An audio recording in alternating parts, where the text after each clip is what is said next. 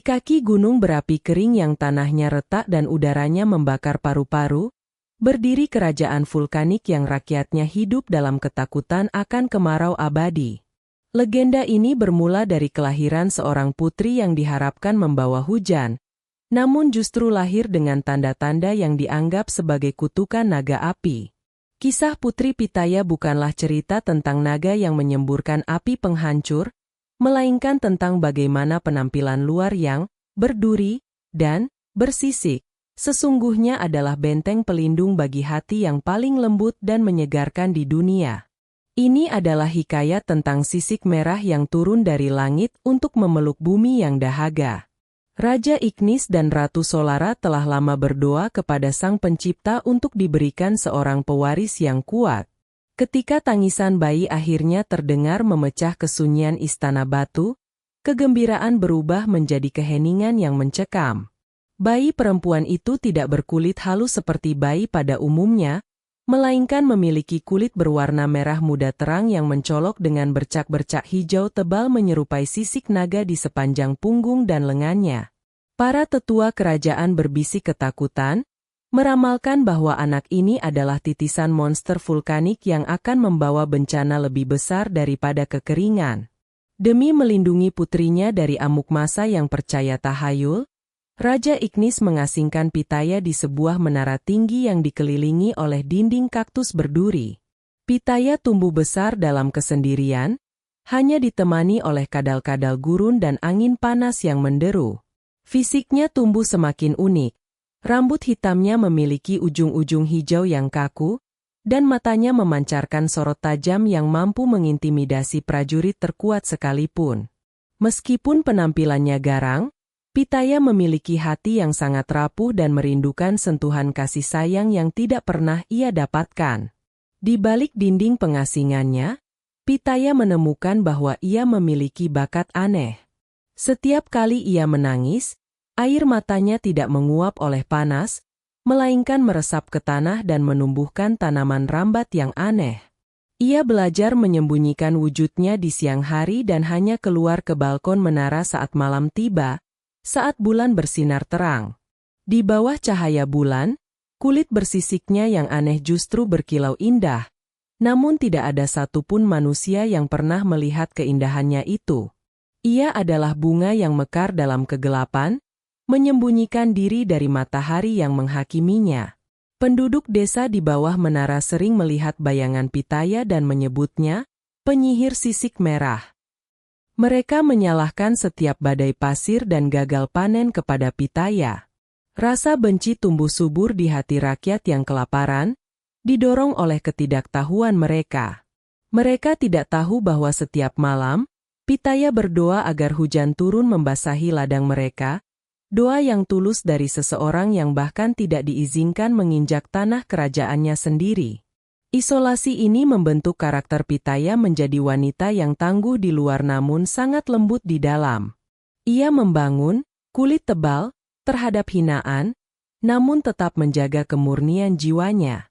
Ia sering bertanya kepada bintang-bintang, mengapa ia diciptakan dengan rupa yang begitu menakutkan jika hatinya penuh dengan keinginan untuk memberi. Jawaban atas pertanyaannya itu akan segera datang dari langit, dalam bentuk yang tak terduga. Suatu malam, ketika badai petir langka melanda puncak gunung, sesosok tubuh jatuh dari langit dan tersangkut di kebun kaktus menara Pitaya. Pitaya, yang sedang terjaga, bergegas keluar dan menemukan seorang pemuda berjubah perak yang terluka parah. Pemuda itu memiliki kulit seputih awan dan rambut perak yang halus, sangat kontras dengan Pitaya yang berwarna merah menyala.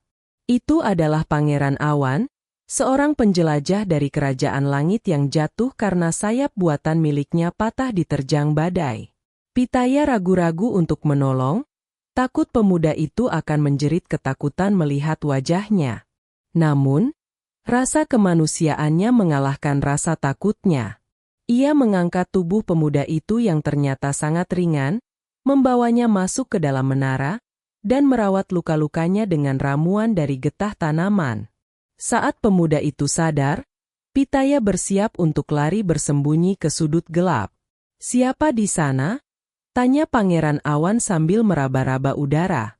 Pitaya menyadari sesuatu yang mengejutkan. Mata pemuda itu berwarna abu-abu keruh. Pangeran Awan itu buta. Ia tidak bisa melihat rupa Pitaya yang mengerikan. Untuk pertama kalinya dalam hidupnya, Pitaya tidak merasa perlu bersembunyi. Ia mendekat perlahan dan menjawab dengan suara lembutnya, "Aku Pitaya. Kau jatuh di rumahku." Pangeran Awan, yang bernama Hilos, tersenyum lega mendengar suara itu. Ia bercerita bahwa ia sedang mencari sumber mata air legendaris untuk menyembuhkan ayahnya, Raja Langit. Hilos tidak menilai Pitaya dari apa yang terlihat, melainkan dari apa yang ia rasakan. Ia merasakan tangan Pitaya yang kasar bersisik, namun sentuhannya sangat lembut dan menenangkan. Bagi Hilos, tekstur kulit Pitaya bukanlah monster, melainkan seperti ukiran seni yang unik dan kuat. Interaksi ini membuka dunia baru bagi Pitaya. Ia menyadari bahwa pandangan mata seringkali menipu, dan hati yang buta seringkali melihat lebih jelas. Hilos memuji nama Pitaya dan mengatakan bahwa kulitnya terasa hangat dan nyaman, seperti pelindung yang kokoh. Persahabatan yang tidak mungkin ini mulai tumbuh di antara putri bumi yang panas dan pangeran langit yang dingin.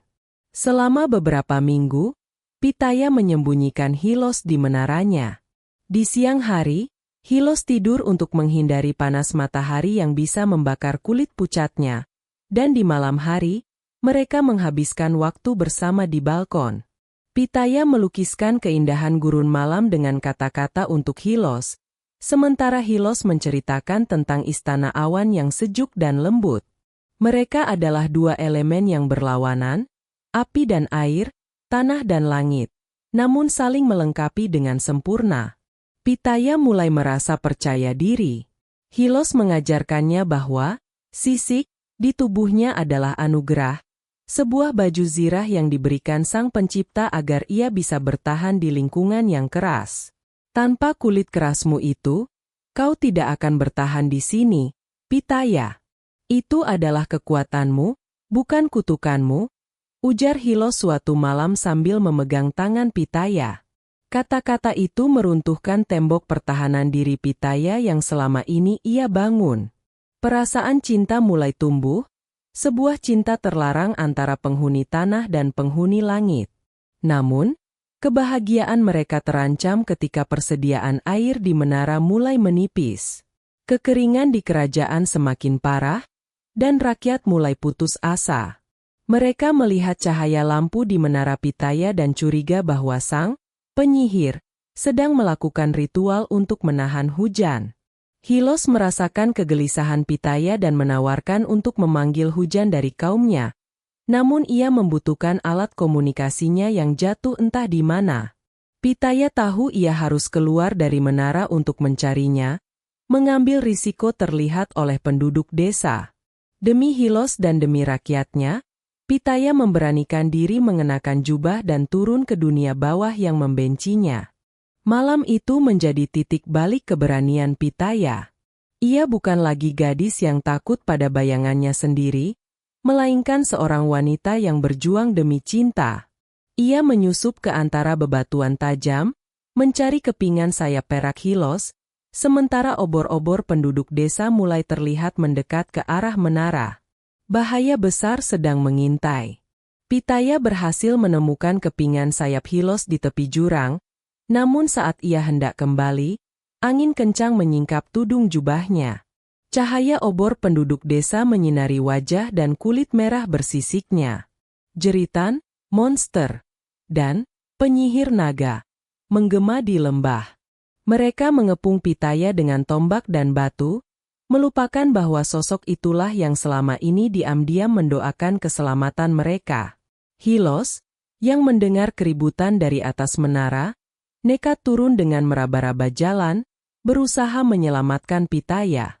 Ketika penduduk desa melihat orang asing berkulit pucat itu, mereka menuduh Pitaya telah menculik utusan dewa. "Lepaskan dia, iblis!" teriak kepala desa. Mereka melempari Pitaya dengan batu. Pitaya tidak melawan. Ia menggunakan tubuhnya yang bersisik keras untuk memeluk dan melindungi Hilos dari lemparan batu, persis seperti kulit buah yang melindungi isinya. Hilos berteriak marah, "Hentikan! Dia bukan monster. Dia yang menyelamatkan aku." Namun suara Hilos tenggelam oleh amarah massa. Salah satu batu tajam mengenai pelipis Pitaya, membuat darah merah cerah mengalir di wajahnya. Melihat darah itu, rakyat terdiam sejenak. Darah itu tidak hitam atau beracun seperti yang mereka bayangkan, melainkan merah murni seperti darah manusia, bahkan mengeluarkan aroma manis yang aneh. Raja Ignis akhirnya tiba di lokasi, melihat putrinya yang terpojok sambil melindungi orang asing. Hati sang raja hancur melihat putrinya diperlakukan demikian, namun ia juga tidak berdaya melawan ribuan rakyat yang menuntut kematian sang penyihir sebagai tumbal untuk menghentikan kekeringan. Tetua adat menuntut agar Pitaya dilemparkan ke kawah kering sebagai persembahan kepada naga bumi. Pitaya menatap ayahnya, lalu menatap rakyat yang membencinya, dan terakhir menatap Hilos yang menangis di pelukannya. Ia menyadari takdirnya. Ia tidak diciptakan untuk hidup bahagia di istana, melainkan untuk tujuan yang lebih besar. Jika kematianku bisa membawa air dan kehidupan bagi kalian, aku rela, ucap Pitaya lantang, suaranya bergetar namun tegas. Ia menyerahkan Hilos kepada pengawal kerajaan dan berjalan sukarela menuju kawah gunung. Perjalanan Pitaya menuju puncak kawah adalah prosesi yang menyedihkan sekaligus agung. Ia berjalan tegak, sisik-sisik di kulitnya berkilau di bawah sinar bulan purnama, membuatnya tampak seperti ratu naga yang sesungguhnya. Hilos meronta ingin menyusul, namun ditahan kuat oleh para pengawal. Ia hanya bisa berteriak memanggil nama Pitaya, suaranya menyayat hati siapapun yang mendengarnya.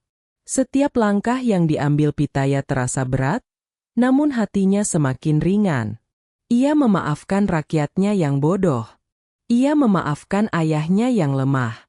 Dan ia berterima kasih kepada Hilos yang telah membuatnya merasa cantik walau hanya sebentar. Saat tiba di bibir kawah yang menganga, panas uap belerang menerpa wajahnya, namun anehnya, Pitaya merasa sejuk. Ia merasa elemen api di dalam dirinya memanggil pulang. Di tepi jurang, Pitaya merentangkan tangannya ke langit, berdoa kepada Sang Pencipta. Jadikanlah tubuhku berguna. Ubahlah kutukan ini menjadi berkat. Biarkan kulit kerasku menjadi pelindung, dan hatiku menjadi penawar dahaga. Angin malam berhembus kencang, membawa aroma bunga wijaya kusuma yang harum semerbak. Tanpa ragu, Pitaya menjatuhkan diri ke dalam kegelapan kawah. Namun, ia tidak jatuh ke dalam lahar. Sebuah cahaya merah menyala menyelimuti tubuhnya di udara. Tubuh manusianya mulai berputar dan berubah. Kulitnya yang bersisik menebal dan membulat, kakinya menyatu menjadi akar yang menancap kuat ke dinding kawah, dan tangannya berubah menjadi batang-batang kaktus yang menjalar cepat. Hilos yang akhirnya lepas dari pegangan pengawal, tiba di bibir kawah tepat waktu untuk melihat transformasi itu. Pitaya tidak mati. Ia bermetamorfosis menjadi tanaman raksasa yang belum pernah ada sebelumnya, menjalar keluar dari kawah dan menutupi tanah gersang dengan batang-batang hijau segitiga yang kokoh. Dari batang-batang kaktus raksasa jelmaan Pitaya itu, muncullah ribuan bunga putih besar yang mekar serentak di bawah sinar bulan, memancarkan keindahan yang memukau. Aroma bunga itu begitu kuat hingga mencapai kerajaan awan, memanggil awan-awan hujan untuk berkumpul. Untuk pertama kalinya dalam puluhan tahun, hujan turun dengan deras di kerajaan vulkanik, bukan badai yang menghancurkan, melainkan hujan lembut yang menghidupkan. Setelah bunga-bunga itu layu di pagi hari, muncullah buah-buah unik di bekas kelopaknya. Buah itu berbentuk lonjong dengan kulit berwarna merah muda menyala dan dihiasi sisik-sisik hijau, persis seperti penampilan Pitaya semasa hidup. Rakyat yang kelaparan dan kehausan memetik buah itu dengan ragu-ragu. Ketika mereka membelahnya, mereka menemukan daging buah yang berair, manis, dan menyegarkan, dengan ribuan biji kecil di dalamnya. Saat memakan buah itu, mereka merasakan energi yang luar biasa. Penyakit akibat panas sembuh, dan dahaga mereka hilang seketika. Buah itu adalah perwujudan fisik dari pitaya. Kulit luarnya yang tampak seperti naga melindungi daging buah yang lembut dan manis di dalamnya. Rakyat menangis menyadari kesalahan mereka. Sang monster telah memberikan dirinya untuk menjadi sumber kehidupan abadi bagi mereka. Hilos memetik satu buah terbesar yang tumbuh paling dekat dengan bibir kawah. Ia membelahnya dan merasakan tekstur daging buah itu di jarinya. Dingin dan lembut, persis seperti tangan pitaya. Saat ia memakannya, ia merasakan kehadiran jiwa pitaya yang damai. Hilos bersumpah untuk menjaga ladang kaktus ini selamanya. Ia tidak kembali ke langit, melainkan menetap di bumi sebagai penjaga kebun suci pitaya. Buah itu kemudian diberi nama, buah naga, atau dragon fruit untuk menghormati sisik-sisik pelindungnya, dan juga sering disebut pitaya. Tanaman ini memiliki sifat unik.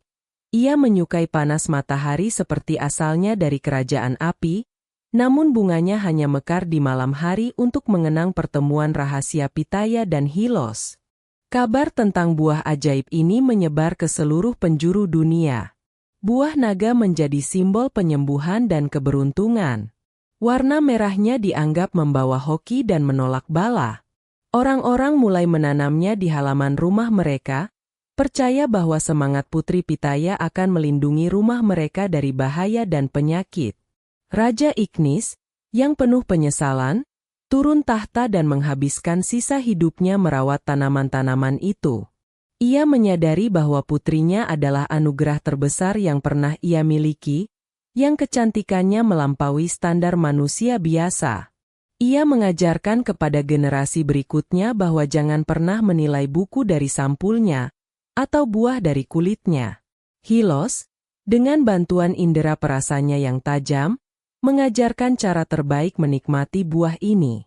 Ia mengajarkan bahwa buah naga paling nikmat dimakan saat dingin, sebagai pengingat akan kesejukan hati pitaya di tengah panasnya dunia. Biji-biji hitam kecil di dalam buah itu melambangkan ribuan doa rakyat yang akhirnya terjawab melalui pengorbanan sang putri. Tanaman buah naga juga mengajarkan ketangguhan. Ia bisa tumbuh di tanah yang paling tandus sekalipun, memanjat tembok batu, dan tetap menghasilkan buah yang manis. Ini adalah warisan karakter pitaya yang tidak menyerah pada keadaan, yang mengubah penderitaan isolasi menjadi kemanisan yang bermanfaat bagi orang lain. Legenda Putri Pitaya dan Pangeran Awan mengajarkan kita pelajaran mendalam tentang persepsi dan esensi. Seringkali, manusia terjebak pada penampilan luar yang tampak keras, aneh, atau menakutkan, seperti kulit buah naga yang bersisik. Namun, Sang Pencipta sering menyembunyikan kebaikan, kelembutan, dan manfaat terbesar justru di balik tampilan yang tidak menarik atau mengintimidasi tersebut. Penampilan fisik hanyalah kulit atau wadah sementara.